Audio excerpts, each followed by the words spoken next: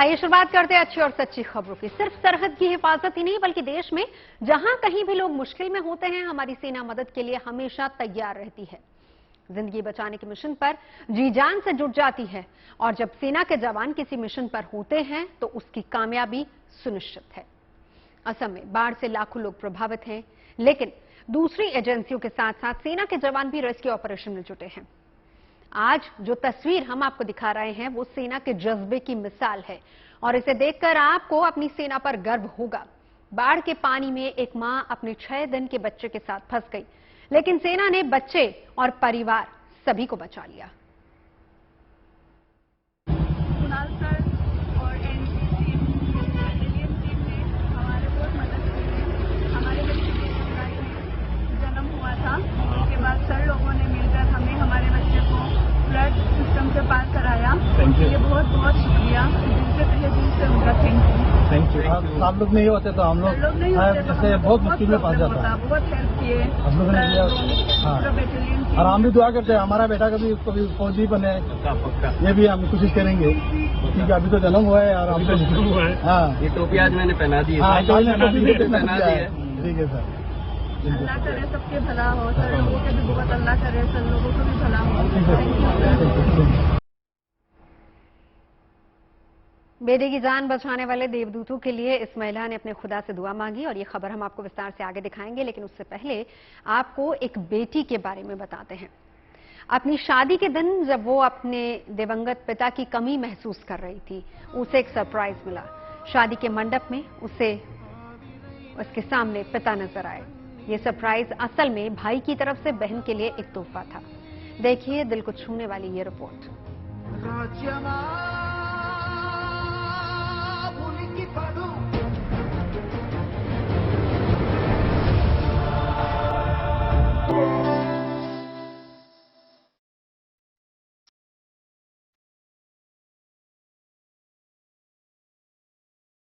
शादी के बाद मायका छोड़कर जा रही हर बेटी अपने पिता के गले लगकर रोती है और लफ्जों में ना सही लेकिन अपने आंसुओं के जरिए यही कहती है कि खुशी खुशी कर दो विदा, तुम्हारी बेटी राज करेगी। आंखों में उमड़ाए समंदर को जब्त करते हुए पिता अपनी बेटी को आशीर्वाद देकर विदा कर देता है, लेकिन सभी बेटियों के सर पर पिता का साया तो नहीं होता।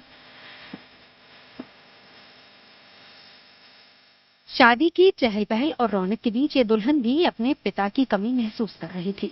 दुल्हन ही क्यों, शादी के अवसर पर घर का हर सदस्य उनको याद कर रहा था, लेकिन तभी कुछ ऐसा हुआ जिसकी कल्पना शायद किसी ने वहां की ही नहीं थी।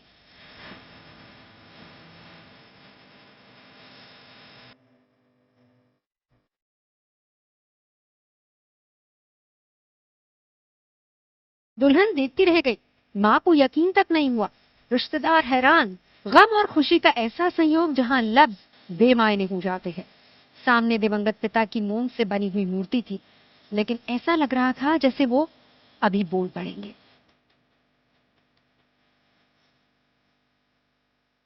शादी के दिन बहन को पिता की कमी न महसूस हो, इसीलिए बड़े भाई ने अपने पिता की मोम यानी वैक्स की प्रतिमा बनवाई और शादी के मंडप में इस प्रतिमा को पहली बार सबके सामने लाया गया। इस सरप्राइज ने सभी को हैरान कर दिया। पिता को सामने देखकर दुल्हन उनसे लिपट गई। हालांकि ये निर्जीव प्रतिमा थी, लेकिन भावना ने जैसे उसमें प्राण प्रतिष्ठा कर दी। बेटी की खुशी का ठिकाना नहीं रहा। कोविड की वजह से पिछले साल पिता का देहांत हो गया था। वो बेटी को दुल्हन बने नहीं देख पाए। अगर जीवित होते तो आज के दिन इस मंडप में रिश्तेदारों का स्वागत कर रहे होते, बारातियों की आओ भगत कर रहे होते, कभी बेटी पर स्नेह लुटा रहे होते तो कभी होने वाले दामाद को दुलार रहे होते। लेकिन नियति ने कुछ और ही सोच रखा था। परिवार से पिता का साया उठ गया, लेकिन इस खास मौके पर उनकी कमी महसूस न हो, इसके लिए बाई अबुला फानी ने उनकी प्रतिमा के बारे में सोचा। कर्नाटक के एक आर्टिस्ट से उन्होंने अपने पिता की मोम की प्रतिमा बनवाई। प्रतिमा देखकर ऐसा लगता है मानो सामने कोई जीता जागता इंसान खड़ा हो। पिता की मोम की मूर्ति से आशीर्वाद लिया गया। खुशी के आंसू बह चले, भावनाओं के मौन में शायद उसके दिल ने यही कहा होगा कि खुशी खुशी कर दो विदा। जैसे आम तौर पर होता है, शादी के इस कार्यक्रम में फैमिली फोटो भी हुई। सबके बीच में दिवंगत पिता की प्रतिमा थी। आसपास पूरा परिवार, मुंह के धागे से बंधा हंसता मुस्कुराता परिवार। Bureau report, good news today. ऐसे साल 2017 में कर्नाटक के कोप्पल के रहने वाले उद्योगपति श्रीनिवास गुप्ता ने भी अपनी पत्नी माधवी गुप्ता की मोम की प्रतिमा बनवाई थी। माधवी गुप्ता की एक सड़क हादसे में मौत हो गई थी, लेकिन पति श्रीनिवास चाहते थे कि माधवी के सपनों के घर में प्रवेश करते वक्त वो उनके साथ हों, जिसके लिए श्रीनिवास ने कलाकार श्रीधर मूर्ति से संपर्क किया, जिन्होंने मोम की माधवी गुप्ता को तैयार किया। जिसके बाद श्रीनिवास ने अपनी दोनों बेटियों और पत्नी के साथ गृह प्रवेश किया। ये वही तस्वीरें हैं। दरअसल जिस दौरान सपनों का घर बन रहा था, उस दौरान सड़क हादसे में माधवी गुप्ता का देहांत हो गया था। लेकिन जब घर बनकर तैयार हुआ तो पति ने यही कहा कि ये उन्हीं के सपनों का घर है और सपनों के घर में प्रवेश करते वक्त उनकी पत्नी अगर उनके साथ होंगी तो उनकी आत्मा को शांति मिलेगी, जिसके लिए उन्होंने माधवी गुप्ता की मोम की प्रतिमा बनवाई। दोनों बेटियों के साथ माधवी गुप्ता की मोम की प्रतिमा के साथ ही उन्होंने नए घर में प्रवेश किया। सुपर, सेम स्किन टच चले सर।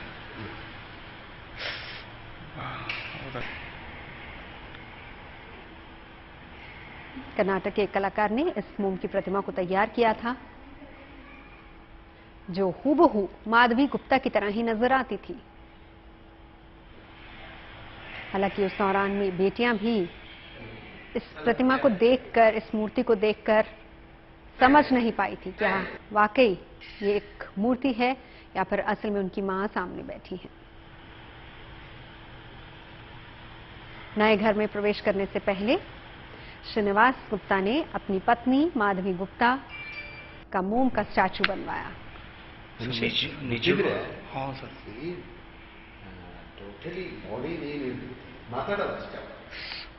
ನಿಜವಾಗಿ ಕುಂತವರಂಗೆ ಕಾಣ್ತಾ ಇದ್ದಾರೆ ಸರ್। लंदन के मैडम तुसाद वैक्स म्यूजियम में दुनिया की जानी मानी हस्तियों के पुतले हैं।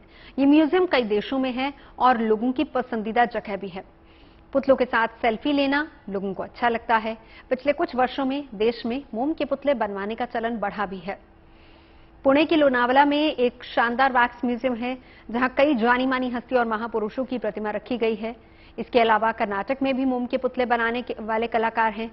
हम आपको बताते हैं कि वैक्स की जो प्रतिमा बिल्कुल सजीव नजर आती है, उसे बनाया कैसे जाता है। दरअसल एक पुतले को अंतिम रूप देने में 7 चरणों से गुजरना पड़ता है। पहले चरण में माप लिया जाता है। चेहरे, हाथ, पैर यानी शरीर के सभी अंगों को मापा जाता है। आंख और बाल के रंग को भी बारीकी से मैच करवाया जाता है। दूसरे चरण में शरीर की कलाकृति तैयार की जाती है, जिसे मेटल और तार के जरिए बनाया जाता है। उस पर चिकनी मिट्टी लगाई जाती है। तीसरे चरण में चिकनी मिट्टी से तैयार कलाकृति को फाइबर ग्लास के सांचे में ढालकर आकार दिया जाता है। चौथे चरण में शेप तैयार करने के बाद सर के बाल लगाने की प्रक्रिया शुरू होती है। इसके लिए वास्तविक बाल का इस्तेमाल किया जाता है। इसके बाद आता है 5वां चरण। 5वें चरण में कलाकृति को रंगने का काम शुरू होता है। इसमें शरीर के स्किन से लेकर आंख, भौं, एक एक बाल और यहां तक कि दाढ़ी के रंग का भी ध्यान रखा जाता है। छठे चरण में आंख और दांत तैयार किए जाते हैं और 7वें चरण में कलाकृति को पोशाक पहनाई जाती है। लेकिन पूरी प्रतिमा को बनाने और उसे अंजाम तक लाने में अच्छा खासा वक्त लग जाता है। चुनौती तब और बड़ी हो जाती है जब किसी दिवंगत व्यक्ति की प्रतिमा बनाई जाए, क्योंकि उसे कलाकार तस्वीर के जरिए सिर्फ अपनी कल्पना से अंजाम दे सकता है।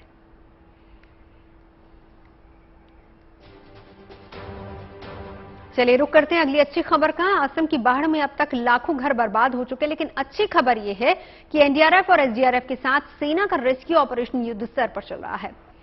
लोगों को राहत सामग्री पहुंचाई जा रही है। ड्रोन के जरिए भी लोगों की मदद की जा रही है।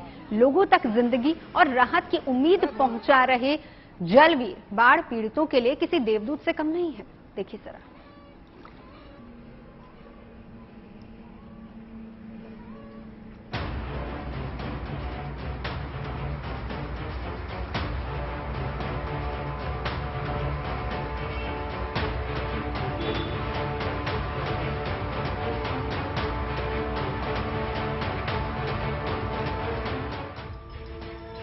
बाढ़ के कोहराम से असम में तबाही की इबारत लिखी जा रही है, लेकिन बाढ़ पीड़ितों को उम्मीद है कि आफत के बादल जल्द ही छट जाएंगे। और इस उम्मीद के पीछे की सबसे बड़ी वजह है ये तस्वीर।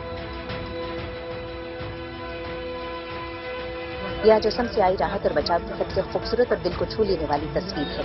एक तस्वीर जो बताती है कि असम में जल प्रलय के बीच किस तरह से जांबाज फरिश्ते बन गए हैं। वो फरिश्ते जिनके लिए एक माँ के दिल से दुआएं निकल रही है। हमारे बच्चे के जुलाई में जन्म हुआ था, उसके बाद सर लोगों ने मिलकर हमें हमारे बच्चे को फ्लड सिस्टम से पार कराया। ये बहुत बहुत शुक्रिया, दिल से तहे दिल से उनका थैंक यू। आप लोग नहीं होते तो हम लोग जैसे बहुत मुश्किल में फंस जाता। बहुत हेल्प किए हम लोगों ने किया। बेटालियन और हम भी दुआ करते हैं हमारा बेटा कभी फौजी बने, ये भी हम कोशिश करेंगे। दरअसल ये महिला अपने 6 दिन के नवजात के साथ बाढ़ के पानी से घिर गई थी। ऐसे में असम राइफल्स के जवानों और अधिकारियों ने न केवल इस परिवार को बचाया, बल्कि बच्चे को गोद में लेकर सुरक्षित ठिकाने तक पहुंचाने भी निकल पड़े। उधर दूसरी तरफ असम की बाढ़ में जिंदगी बचाने के साथ साथ जिंदगी चलाने की मुहिम भी जारी है। सिलचर में सैलाब के चलते बेघर हुए लोगों के लिए फिलहाल ये रिलीफ कैंप ही घर बन गया है। बाढ़ के चलते जिंदगी पानी पानी हुई तो जैसे इस कैंप में राहत का किनारा मिल गया। यहाँ लोगों की खाने पीने से लेकर बच्चों की पढ़ाई को जारी रखने तक के इंतजाम किए गए हैं। इस बात की पूरी कोशिश की गई है कि बाढ़ के कहर ने चाहे घर छोड़ने पर मजबूर कर दिया हो, लेकिन जिंदगी अपनी रफ्तार से चलती रहे।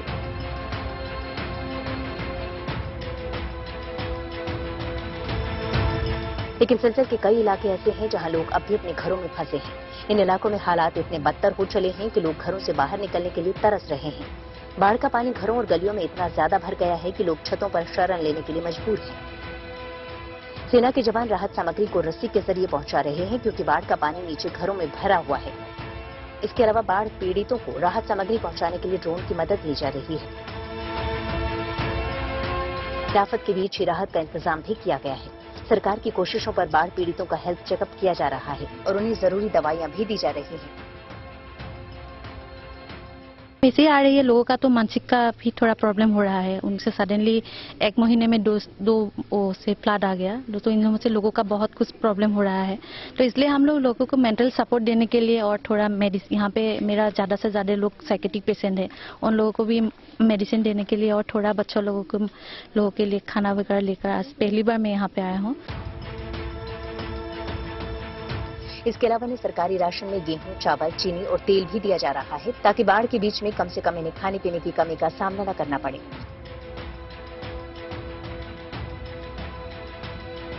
असम बाढ़ पीड़ितों की तरफ केवल प्रशासन ही नहीं बल्कि पड़ोसी राज्य भी मदद का हाथ बढ़ा रहे हैं। मणिपुर से मुख्यमंत्री एन बीरेन सिंह ने असम के लिए 135 क्विंटल चावल, दाल के 102 पैकेट, नमक के 120 पैकेट और सरसों के 120 पैकेट से भरे 3 ट्रक असम के लिए रवाना किए हैं।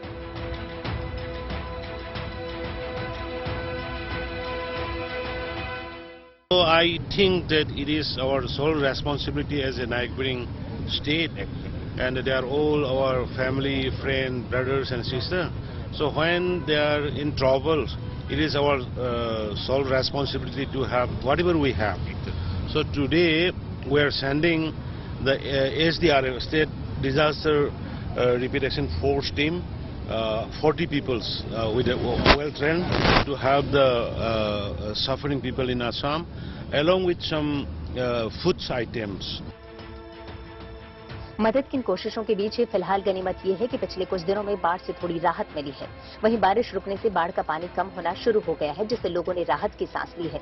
हालांकि निचले इलाकों में अब भी पानी भरा हुआ है, लेकिन उम्मीद है कि जल्द ही लोग सैलाब के संकट से उबर सकेंगे।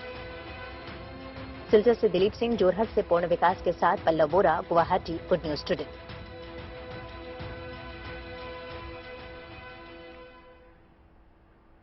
दरअसल असम के रहने वाले इस 6 दिन के बच्चे की ही तरह सैकड़ों लोगों को जलदूतों का इंतजार है। इस प्रतीक्षा की वजह बाढ़ का वो कहर है जिससे करीब 3.5 करोड़ की आबादी वाला असम जूझ रहा है। पिछले 7 दिनों में सामान्य से 125% ज्यादा बारिश होने की वजह से असम के कई इलाकों में बाढ़ आई है। असम आपदा प्रबंधन प्राधिकरण की बाढ़ रिपोर्ट के मुताबिक इस वक्त राज्य के 35 जिलों में 32 जिले जलमग्न हैं और इन जिलों में मौजूद 5,400 से ज्यादा गांव बाढ़ की चपेट में हैं। जहां पानी 5 फीट से लेकर 8 फीट तक बह रहा है। असम के ज्यादातर जिलों में के डूबे होने की वजह से 43 लाख से ज्यादा लोग प्रभावित हुए हैं। घरों में बाढ़ का पानी घुस जाने की वजह से ज्यादातर ने अपना आशियाना छोड़ दिया है। राहत शिविरों और हाईवे पर टेंट में वो शरण लिए हुए हैं। असम सरकार की तरफ से खोले गए 1425 राहत शिविरों में 2,31,000 से ज्यादा लोगों ने शरण ली है। बाढ़ के पानी में 1 लाख हेक्टेयर जमीन में लगी फसलें बर्बाद हो चुकी हैं। आपदा प्रबंधन से जुड़ी टीम एनडीआरएफ और एसडीआरएफ को भी उतरना पड़ा है। कई जगहों पर तो आर्मी और एयरफोर्स और बीएसएफ तक ने मोर्चा संभाला हुआ है। यानी असम में आई बाढ़ वहां के लोगों पर फिर सबसे बड़ी आपदा बन के आई है। 1 दशक पहले तक ऐसा नहीं होता था। असम में 4-5 साल के अंतराल पर एक आध बार ही बाढ़ आती थी। आजादी के बाद 1954 से लेकर 2012 तक यहां 10 बार की भयंकर बाढ़ आई है, लेकिन अब यहां पर हर साल बाढ़ आती है। असम में ऐसे हालात हैं कि लगभग हर साल इसी तरह का मंजर देखने को मिलता है। हर साल बारिश की वजह से आई बाढ़ में कई लोग बर्बाद हो जाते हैं और असम में त्रासदी से कम नहीं है ये बाढ़। यहाँ हर साल तबाही मचती है, हर साल लोग मारे जाते हैं, हर साल हजारों करोड़ रुपए की संपत्ति पानी में बह जाती है। बाढ़ की वजह से हर साल औसतन 200 करोड़ रुपए का आर्थिक नुकसान भी होता है। जिसके बाद ये सवाल उठता है कि असम हर साल बाढ़ की चपेट में क्यों आता है? क्यों असम डूब जाता है हर साल? क्यों हर साल असम की ये हालत होती है? असम की इस दुर्दशा के लिए सबसे ज्यादा जिम्मेदार असम में बहने वाली ब्रह्मपुत्र नदी है, जिसकी छोटी बड़ी कुल 35 सहायक नदियां हैं। ये नदियां जब अरुणाचल प्रदेश से होते हुए असम में दाखिल होती हैं तो असम के पहाड़ी इलाकों से सीधे मैदानी इलाकों में आ जाती हैं। थोड़ी सी भी बारिश से बाढ़ का खतरा पैदा हो जाता है, जिसकी वजह से असम के मैदानी इलाकों में ज्यादा तबाही मचती है। सितंबर 2015 में असम सरकार के पर्यावरण मंत्रालय की एक रिपोर्ट आई थी, जिसमें यह दावा किया गया था कि 1954 से 2015 के बीच यानी कि 61 साल के अंतराल में बाढ़ की वजह से असम की 3,800 वर्ग किलोमीटर से ज्यादा की खेती की जमीन बर्बाद हो चुकी है। आगे बढ़ते हैं। देश में अग्निपथ योजना को लेकर एक तबका लगातार इसका विरोध कर रहा है, लेकिन ऐसे भी लोगों की कमी नहीं है जो इसके समर्थन में है, किंतु परंतु बहुत है। लेकिन योजना के तहत वायुसेना में भर्ती के लिए युवाओं का रिस्पांस उनका जोश बता रहा है। 24 जून को वायुसेना में भर्ती के लिए ऑनलाइन रजिस्ट्रेशन की प्रक्रिया शुरू हुई है और 4 दिन के अंदर ही 94,000 से ज्यादा युवाओं ने भर्ती के लिए ऑनलाइन आवेदन कर दिया है। यह संख्या बताती है कि इस योजना के तहत सेना में भर्ती के लिए युवाओं का जोश हाई है।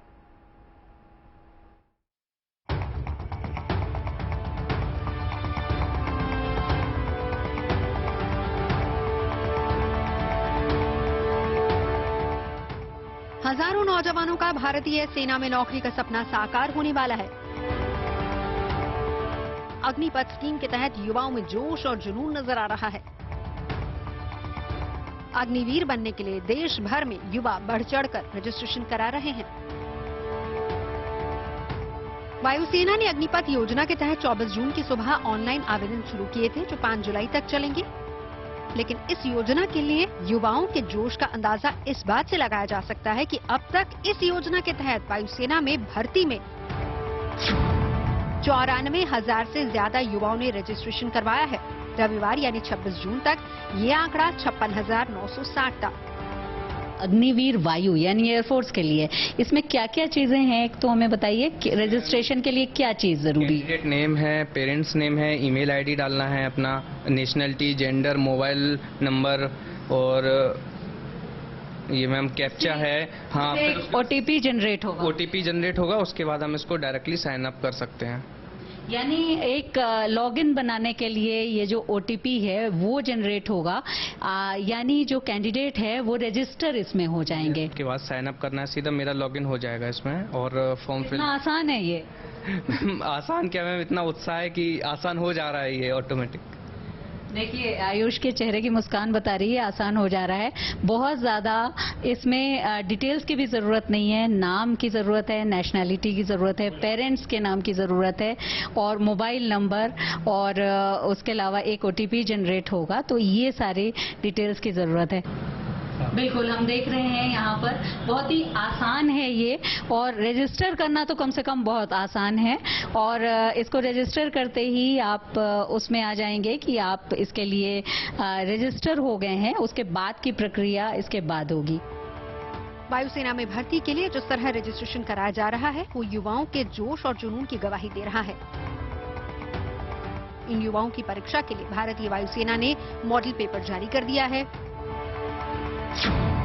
मॉडल पेपर ऑफिशियल वेबसाइट पर जारी किया गया है। इस वेबसाइट पर जाकर विषय के आधार पर मॉडल पेपर डाउनलोड किए जा सकते हैं।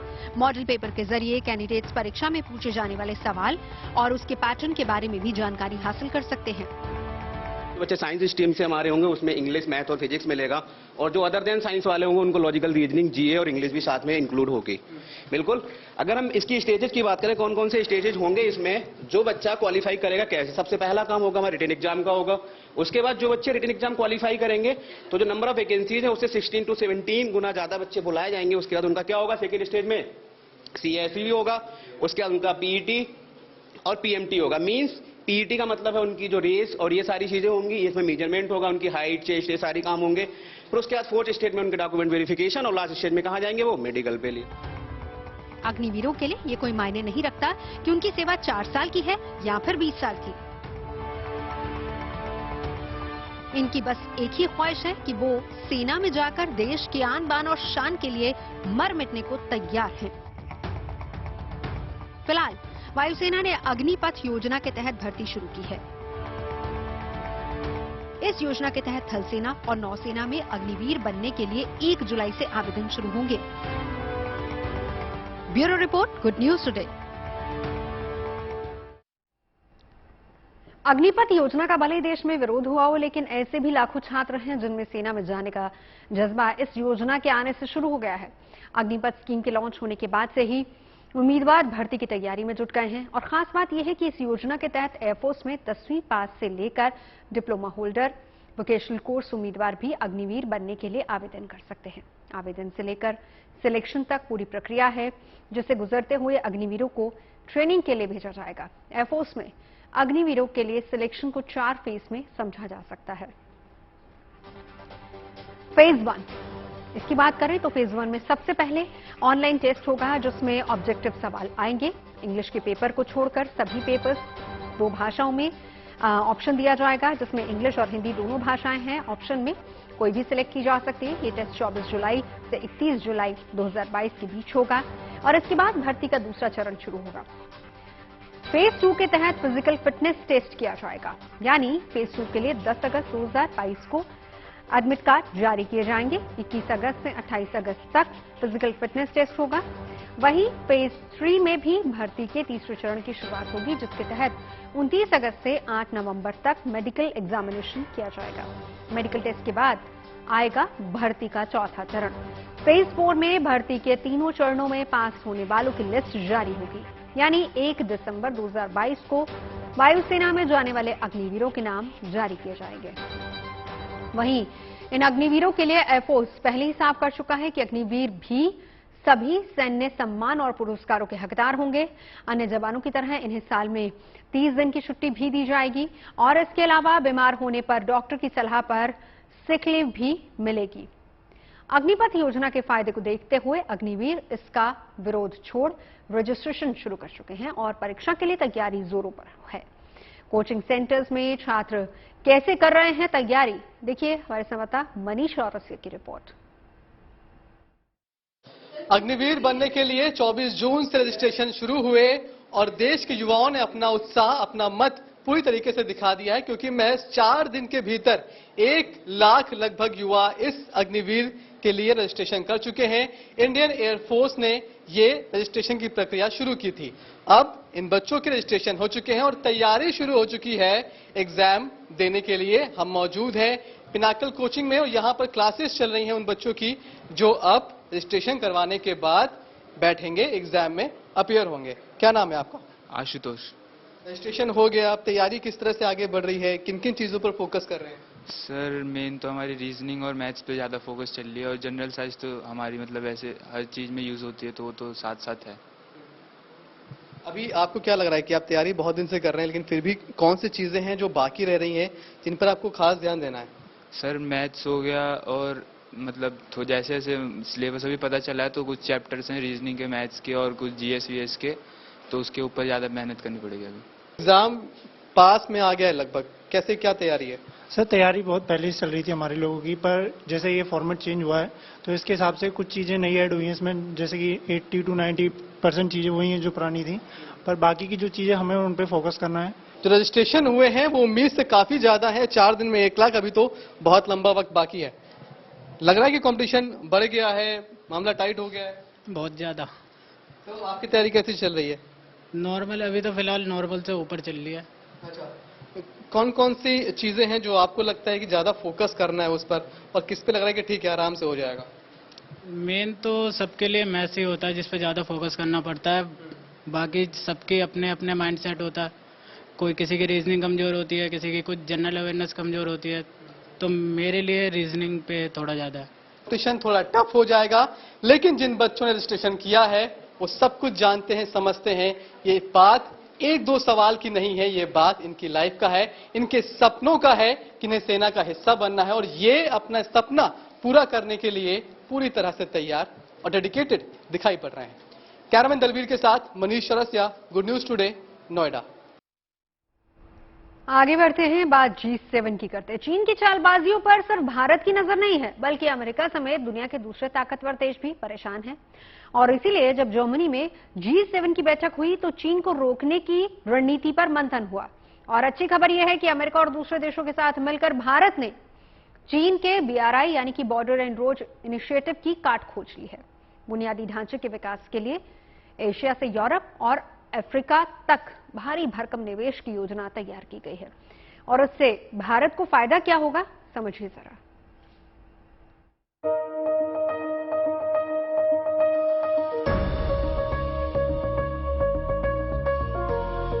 जर्मनी में दुनिया के 7 सबसे ताकतवर देशों के साथ भारत ने शिरकत की और इस मुलाकात में चीन के जोड़ का तोड़ निकाल लिया गया। बेल्ट एंड रोड इनिशिएटिव यानी BRI के जरिए चीन एशिया से यूरोप तक दबदबा कायम करने की कोशिश में जुटा है, लेकिन अब उसके इरादों को मटियाबेद करने की रणनीति तैयार कर ली गई है। और गुड न्यूज ये है कि इसमें भारत की भी अहम भूमिका होगी। ग्लोबल इंफ्रास्ट्रक्चर प्रोग्राम अमेरिका की अगुवाई में G7 देशों ने पूरी दुनिया में ढांचागत परियोजनाओं की रणनीति बनाई है, जिसके तहत अगले कुछ वर्षों में $600 अरब यानी 4,50,000 करोड़ रुपए का निवेश किया जाएगा। इस योजना के तहत बड़ा हिस्सा हिंद प्रशांत क्षेत्र में खर्च किया जाएगा। साथ ही दक्षिण एशियाई और अफ्रीकी देशों में भी ये रकम खर्च की जाएगी। वैसे तो G7 देशों की इस योजना का मकसद आधारभूत ढांचे को मजबूत करके व्यापार को बढ़ावा देना है, लेकिन इसे चीन पर लगाम लगाने के लिए एक ठोस कदम माना जा रहा है, जो अपने BRI कार्यक्रम के तहत एशिया के विकासशील देशों को अपनी गिरफ्त में लेने की कोशिश कर रहा है। G7 की इस रणनीति में भारत की पूरी भागीदारी है। माना जा रहा है कि भारत में कुछ परियोजनाएं सीधे तौर पर लागू होंगी, वहीं भारत की मदद से दूसरे देशों में कई परियोजनाओं को लागू किया जाएगा। इसके तहत भारत की कंपनियों को दूरसंचार, ऊर्जा विनिर्माण और तकनीक के क्षेत्र में प्रमुखता से शामिल किया जाएगा। ब्रिटेन, फ्रांस और जर्मनी जैसे देश पहले से ही भारत के साथ मिलकर इंफ्रास्ट्रक्चर से जुड़ी योजना शुरू करने पर मंथन कर रहे हैं। अमेरिका भी चीन को रोकने के लिए BRI की काट खोज रहा है। खुद भारत की भी BRI को लेकर अपनी चिंता है और इसीलिए अब इस योजना पर सहमति बनी है, जिसमें अमेरिका और यूरोपीय आयोग बड़ा निवेश करेंगे। और सबसे अच्छी बात यह है कि इस प्रोजेक्ट में जो देश शामिल होंगे वो खुद कंपनियों से डील करेंगे, जबकि चीन अपने BRI प्रोजेक्ट में शामिल देशों की रणनीति और उनकी वित्तीय व्यवस्था को अपने नियंत्रण में रखने की कोशिश करता है। ऐसे में चीन की साजिश से बचने के लिए अब देशों को विकल्प मिलने वाला है। Bureau report, good news today. बात G7 की करते हैं, यानी ग्रुप ऑफ 7 में America, Britain, Germany, Canada, France, Italy और जापान जैसे शक्तिशाली देश शामिल हैं, जो चीन की घेराबंदी में जुटे हैं। ऐसे में सवाल उठता है कि G7 समूह देशों को चीनी राष्ट्रपति शी जिनपिंग के महत्वाकांक्षी प्रोजेक्ट BRI को लेकर ऐतराज क्यों है। BRI यानी belt and road initiative infrastructure से जुड़ा हुआ एक भारी भरकम प्रोजेक्ट है। चीन ने औपचारिक तौर पर जिसका ऐलान साल 2013 में किया था और साल 2017 में चीनी राष्ट्रपति ने BRI को जमीन पर उतारने के लिए एक सम्मेलन भी बुलाया था। दावा ये किया गया था कि इस योजना की वजह से एशियाई, यूरोपीय और अफ्रीकी देशों को फायदा होगा, उनका कारोबार बढ़ेगा। चीन की तरफ से जब ये दावा किया जा रहा था तो उस समय 100 से ज्यादा देशों के प्रतिनिधि मौजूद थे। हालांकि तब भारत की तरफ से चीनी कार्यक्रम का बहिष्कार किया गया था। भारत के विरोध की वजह CPEC यानी कि चीन पाकिस्तान आर्थिक गलियारा परियोजना थी, जो चीन की इसी बड़ी योजना यानी कि BRI का हिस्सा है, जिसे जम्मू कश्मीर के उस हिस्से में बनाया जा रहा है जिस पर पाकिस्तान ने 1947 के युद्ध में कब्जा कर लिया था। भारत के बाद कई विकसित देश चीन के BRI प्रोजेक्ट के विरोध में उतर आए। उन्हें समझ आ गया कि इस प्रोजेक्ट के जरिए चीन विकासशील और आर्थिक रूप से कमजोर देशों को कर्ज के जाल में फंसा रहा है।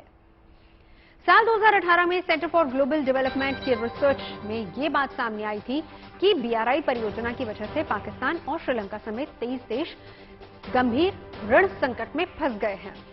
कर्ज नहीं चुकाने की वजह से श्रीलंका को अपना हम्बनटोटा बंदरगाह 99 साल की लीज पर चीन को देना पड़ा। हम्बनटोटा बंदरगाह श्रीलंका की रणनीतिक महत्व वाला बंदरगाह है, जिसने श्रीलंकाई सरकार की हिस्सेदारी न के बराबर है।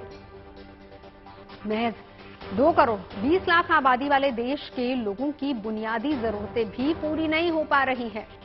वो चावल, दूध, केरोसिन, कुकिंग गैस, दवाइयों जैसी जरूरी चीजों के लिए भी तरस गए हैं। आजादी के 74 साल में वो वहां के नागरिकों ने ऐसे बुरे हालात शायद कभी पहले नहीं देखे। BRI परियोजना के तहत मिले कर्ज को पाकिस्तान और नेपाल भी नहीं लौटा पा रहे हैं और यही वजह है कि चीन का इन देशों की राजनीति और आर्थिक व्यवस्था पर कब्जा हो गया है। यानी BRI के तहत तमाम देशों को आर्थिक मदद करने वाला चीन उन्हें कर्ज के जाल में जकड़ता जा रहा है और कर्ज नहीं चुकाने वाले देशों को पर चीन अपनी मनमानी कर रहा है, अपनी शर्तें थोप रहा है। यही नहीं, चीन दुनिया के सबसे बड़े आयातक और निर्यातक देश हो चुका है, जिसकी वजह से उसे सामान बेचने और खरीदने के लिए एक बड़ा बाजार चाहिए। उसी बाजार के लिए चीन ने दक्षिण एशिया, दक्षिण पूर्वी एशिया, अफ्रीका और मध्य पूर्व के इंफ्रास्ट्रक्चर में भारी निवेश करने का यूरोप का रुख किया था, जिसकी वजह से अमेरिका और यूरोप के वर्चस्व को चुनौती मिल रही है। अमेरिका और यूरोपीय देशों को लगता है कि चीन यूरोप में न सिर्फ निवेश कर रहा है, बल्कि इसकी आड़ में वो अपनी सामरिक ताकत भी मजबूत करता जा रहा है। G7 देश किस तरह चीन के राष्ट्रपति शी जिनपिंग के dream project belt and road initiative को झटका दे रहे हैं, ये बता रहे हैं विदेश मामलों के जानकार संजीव श्रीवास्तव। इस PGII का ये मुख्य उद्देश्य है और जाहिर है कि ये एक बेहद महत्वपूर्ण इनिशिएटिव है, एक ऐसे समय में कि जब चाइना अपने बेल्ट एंड रोड इनिशिएटिव के माध्यम से पूरे विश्व के जो लो और मिडिल इनकम कंट्रीज हैं उन्हें अपने कर्ज के जाल में फंसाता जा रहा है।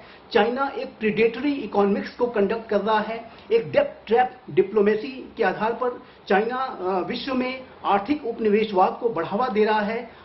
ऐसे समय में ये विश्व के जिम्मेदार लोकतांत्रिक राष्ट्रों के लिए ये बेहद आवश्यक है कि वो जो लो और मिडिल इनकम कंट्रीज हैं उनके लिए एक लोकतांत्रिक और बेहतर विकल्प पैदा करें।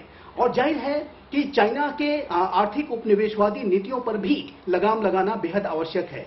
चाइना को सैनिक और सामरिक रूप से तो घेरने की आवश्यकता है ही, साथ ही साथ चाइना की जो उपनिवेशवादी नीतियां हैं उसके ऊपर भी लगाम लगाया जाना बेहद आवश्यक है और इस बात को G7 के राष्ट्र बड़ी गहराई के साथ समझते हैं। और इसी वजह से ये जो पार्टनरशिप फॉर ग्लोबल इंफ्रास्ट्रक्चर और इन्वेस्टमेंट का जो इनिशिएटिव लिया गया है, ये चाइना के औपनिवेशिक और इंपेरियलिस्टिक BRI के इनिशिएटिव को काउंटर करने का कार्य करेगा और जो लो और मिडिल इनकम कंट्रीज हैं उनको विश्व में एक बेहतर विकल्प प्रोवाइड कराएगा, एक जिम्मेदार विकल्प प्रोवाइड कराएगा।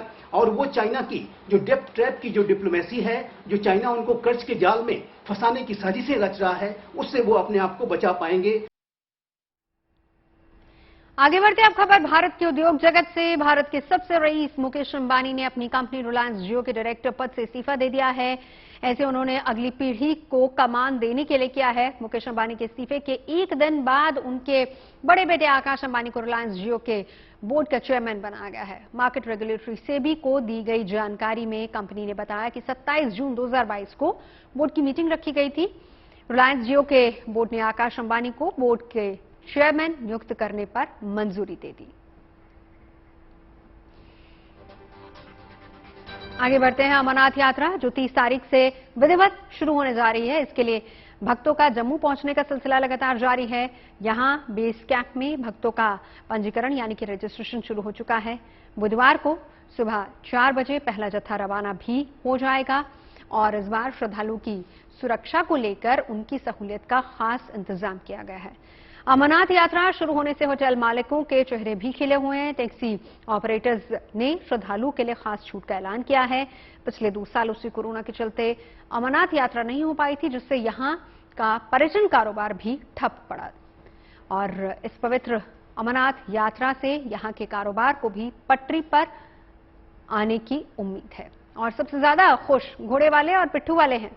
और यही नहीं, पालकी वालों को भी उम्मीद है कि ये यात्रा उनकी जिंदगी फिर से आबाद करेगी।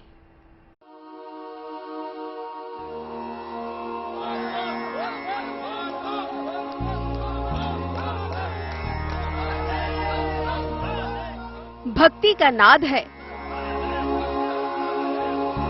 श्रद्धा का साथ है, शिव का विश्वास है।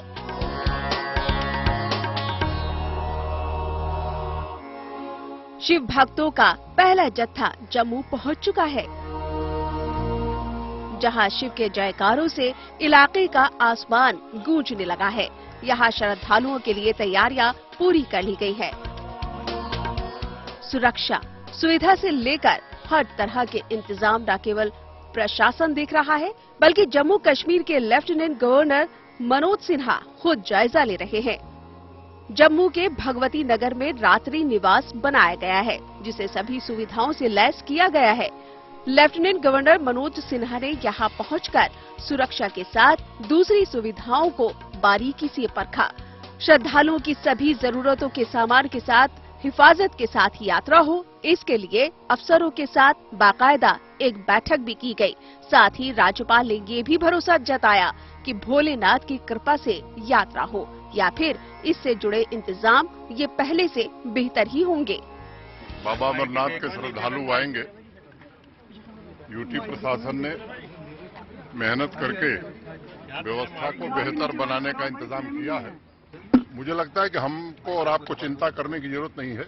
सुरक्षा बल चौकस हैं। आप लोग पहले भी यात्रा को कवर किए हैं। यहीं कैंप में देखिए, मुझे लगता है पहले से आपको बेहतर व्यवस्था दिख रही होगी। कोरोना के चलते बीते 2 साल में अमरनाथ यात्रा बंद रही। अब इसे फिर से शुरू किया गया है। यात्रा करने वालों में साधु संत और आम लोग दोनों शामिल है। अधिकारियों की माने तो रवानगी के लिए रजिस्ट्रेशन किया जा रहा है। सबसे पहले 30 जून को 1500 से 2000 लोगों का जत्था पहली खेप में यात्रा के लिए निकल पड़ेगा। इस बार यात्रा को हाईटेक भी बनाया गया है। इस बार श्रद्धालुओं की सुरक्षा के लिए खास तौर पर इंतजाम किए गए हैं, जिस पे यात्रा करने वालों को एक टैग दिया जा रहा है। यहाँ पर जो भगवती नगर से बेस कैंप, यहाँ से यात्रा की रवानगी होगी। यहाँ पे पूर्णतया प्रबंध किए गए हैं। इनके रहने के, खाने के, बसेस की व्यवस्था, सिक्योरिटी के सब पूर्णतया प्रबंध किए गए हैं। इवन की रजिस्ट्रेशन के भी जो यहाँ पर किए गए हैं। तो एक्सपेक्टेड उम्मीद है कि एक जत्थे में 1500 से 2000 लोग यहाँ से होंगे, जाएंगे। उनको पूर्णतया एक कॉन्वॉय के साथ में, बड़े हर्षोल्लास के साथ में यहाँ से रवाना किया जाएगा। यात्रा को लेकर श्रद्धालु भी काफी उत्साहित हैं। दूर दराज से आए ये श्रद्धालु सरकार की तरफ से किए गए इंतजामों से खुश दिखाई दे रहे हैं। सुरक्षा के साथ दूसरी व्यवस्थाओं को लेकर बेफिक्र और भक्ति भाव में डूबे नजर आ रहे हैं। काफ़ी इच्छा है मन में दर्शन करने की काफ़ी दिनों से, क्योंकि 2 साल से जैसे कि आप जानते हैं कि बंद था, कोरोना के चक्कर में सारी चीज़ें अस्त व्यस्त थी। वेट तो काफ़ी करना पड़ा, लेकिन मैं खुश हूँ कि मैं 1 महीने के लिए बाबा के चरणों में ही रहूंगा और हर रोज बाबा के दर्शन करने, यही मेरा ध्येय है और इसको मैं जरूर पूर्ण करूंगा, क्योंकि जहाँ शिव होते हैं वहाँ शंका नहीं होती। बहरहाल अब यात्रा शुरू होने में 24 घंटे से भी कम का वक्त बचा है और श्रद्धालुओं का उत्साह बता रहा है इस बार की अमरनाथ यात्रा नए रिकॉर्ड बनाने की तरफ बढ़ेगी, क्योंकि 2 साल से बाबा बर्फानी की ये दूरी उनके भक्तों को बेकरार कर चुकी है। Bureau report, good news today. खबरें सच्ची होनी चाहिए, अच्छी खुद ब खुद लगती है। Navjot Randhawa signing off.